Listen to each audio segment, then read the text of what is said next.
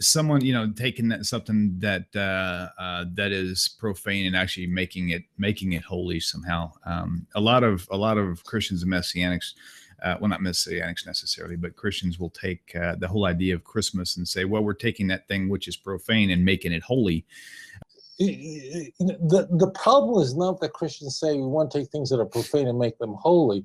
That is good. I mean, just like Christianity teaches don't kill people. I mean, there are things in the Christian Bible that are not new. They come from the Jewish Bible. That's fine. What Christianity does that's completely different is they make up stuff, which means they make up that Jesus is the second person of the Trinity, and he's God manifest in flesh, and they create idolatry of him, and they make up nonsensical stories. That never happened, and we know it's a later development because we can see the trajectory. So it's very important that Christians might, and again, please, if you're a Christian, I don't, and I'm not saying this to patronize you, I know you've been told this, and you genuinely believe this, but I know you want meaningful answers. The distinction is, of course, it's a great thing to take something that's mundane. Most of the names aren't mundane, and raise them to holy. Well, what the church would do is they would lie, make up things. That means they would say that Jesus was born of a virgin, and they would do that because they wanted to speak to the people of the Greco-Roman world in a language they understood. It would be Tertullian who, at basically around the year, basically around 200, would develop the word, coin the word Trinity, because he's in Carthage, which is the section of Africa that's under the Roman Empire, and that's the Trinity of Gods was a part of it. So they're making things up. So instead of raising up the Goyim, they're actually lowering them down. They're doing the opposite. That means instead of taking that which is mundane and making it holy, they make it even more filthy. You see? Yeah, so, that does for make example, an example. The Torah says the most dangerous thing is don't add a god to me. Exodus 20, right? That's right meaning. I am the Lord your God who took you out of Egypt, out of bondage. First, let's get this straight. Do not add any god to me. Okay? So that is the worst thing you do. And it's logical why Trinitarian beliefs are worse than Buddhism, or worse than just bowing out stones. The reason is that you're married to God. All Christians believe in the Father. It's very important. They're married to God, but they have a boyfriend. They've introduced something else. But that means they violated a marriage vow with God. It is for that reason that if you just look at 10 Commandments, that is given priority. They don't even try that. So it is roughly what the church would do is take someone who's on marijuana and give them heroin, make the situation 10 times worse. Took people who are bowing down to stones. That's the third. That's the second command. That's afterwards. You'll notice that's after. And don't worship any statues and stones of anything in the heavens and the ground below. Well, what the church did was, instead of raising them up, they lowered them down further. And they defiled the marital bed of God that you have of God, your marriage with God. So they took someone who, it was Rodney Dangerfield, who was a comedian, said that the first time he tried marijuana had no effect on me. He said, of course, I was on heroin at the time. But what they do is they say, don't smoke marijuana. Here, take cocaine. You made the worst situation worse. They take them further, deeper, and give them anti-Semitism and hatred and change the Jewish Bible. So the reverse is done. So conceptually, it sounds good. We raise them up. We took Christians, raised them up. But they're lying. Number two is I think all normal Christians would concede Jesus wasn't born in 712, and they basically all know that they've taken the winter solstice, celebrated wildly, I don't remember, and they said that Jesus was born on that day. That's a lie. So they have defiled them. They have made it worse. They didn't raise up. They pulled them down further. They've sunk them lower down. They have defiled it greater. And therefore you see that In fact, what you could see the fruits. During World War II, if you were a Jew and you had to pick a country to be in, to escape Hitler, what would you do? Where would you go? Let's say you were free to go anywhere. I'll tell you what you would do. I'll give you advice. You would want to be in a country that people didn't believe in Jesus. It's really that simple. You'd want to be in Japan. You want to be in Shanghai. You would not, this would be, if you did this, if you had this thing that you were a Jew in Poland, okay, and the Germans are coming in, and you can on Star Trek, you can be beamed anywhere you want.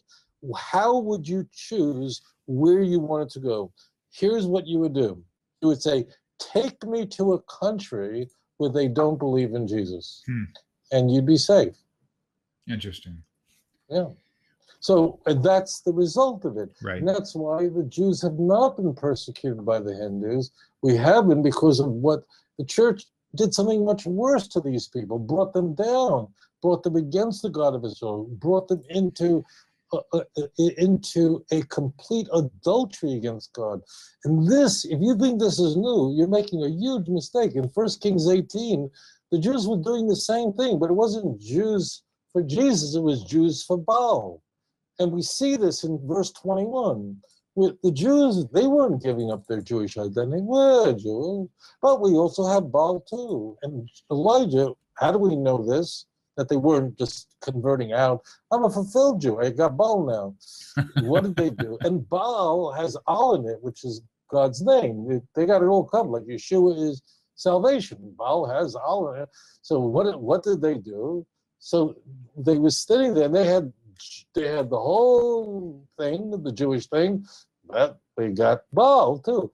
And Elijah says, look it up, how long will you halt between these two opinions?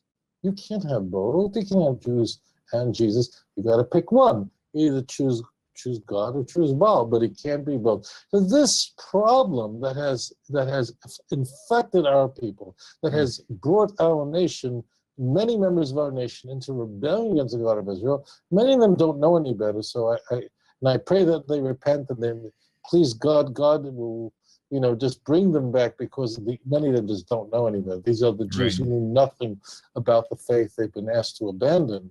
But this was an old problem. Sure. Jews didn't say, I'm not Jewish anymore. I'm Jewish, but I got Baal. Right. Same thing. So they didn't. So, yeah, there's a concept in Judaism of taking something mundane and lifting it up.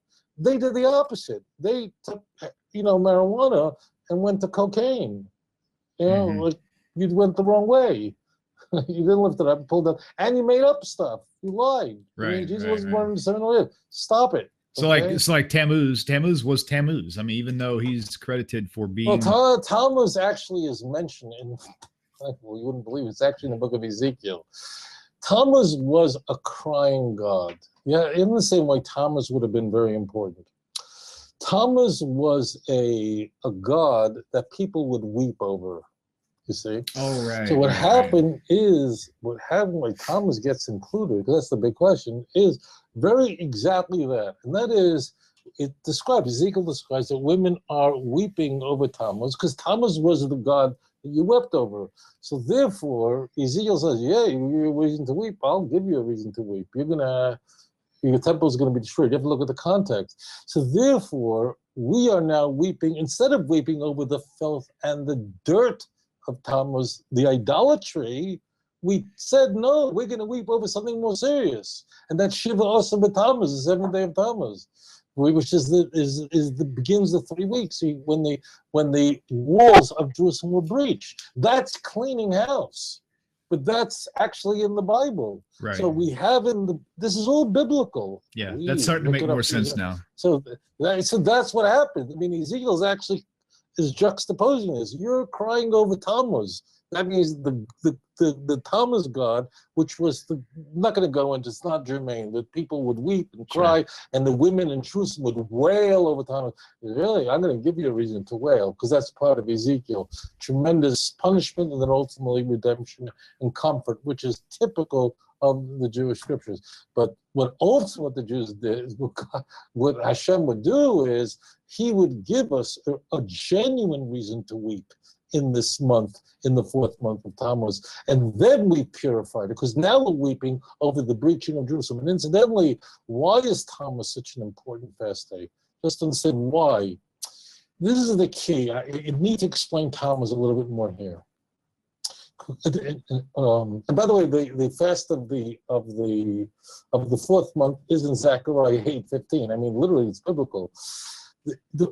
You ask, like, all right, I get it. Like the 9th day of Av, which is the 5th month, is how it was destroyed. Like, why is breaching the wall such a major fast day? And it is. And it really is quite exquisite. You must understand the history here. Now, there are other events that happen on Shivas B'Tammuz, but we'll deal with the very simple ones. You'll get the gist of this. What happened was that the Jews were at war with Rome from 66 until 70. It was a 3-year war. It was hard. It was, I don't know how, it was terrible. It was horrible, horrible. The Jews in Jerusalem had their wall. It's not the one that you see today in the old city, but they had a wall that protected them. And as long as the wall was there, even though they were surrounded by formidable forces, the Jews had hope. They had hope. They had the wall. What happened in those 3 weeks, from the moment the wall was breached, which means the Romans smashed through the wall, the Jewish people had lost hope. And when hope is gone, you're done with. In fact, the next 3 weeks, those 3 weeks would be just, I can't even, the only way you can describe it is almost like a hardcore. The Romans they've been battling with the Jews for 3 years. So when they finally breached the walls, when Titus, the general who become emperor, when he breaches the walls, they're just killing everything in sight. I can't even describe to you what went on there. But essentially, that was a critical moment. Why? Just the wall of Jerusalem. Why do we cry the wall? It's losing hope. And that's where the Tammuz comes in, and that's the connection to Ezekiel. In that, you were weeping over nothing, over a false god. Now we're weeping over something serious. And what is that? The loss of hope. And therefore, these days, including this one, the fast of the 4th month, is in the Messianic age, will become a festival. Because you wept, this goes to Isaiah 66, because you wept over Jerusalem, you will ultimately rejoice over Jerusalem. It's really very delicious. That's why you crying over nothing. This is all, the prophets do this constantly. You're crying over nothing, I'll give you a reason to cry. Got it? So it's actually elevated there. I'll give you a reason to cry. And in fact, we're given a very serious reason to cry. But ultimately, if you cry, you ultimately will rejoice. And therefore, those who mourned over Jerusalem, they will rejoice over Jerusalem.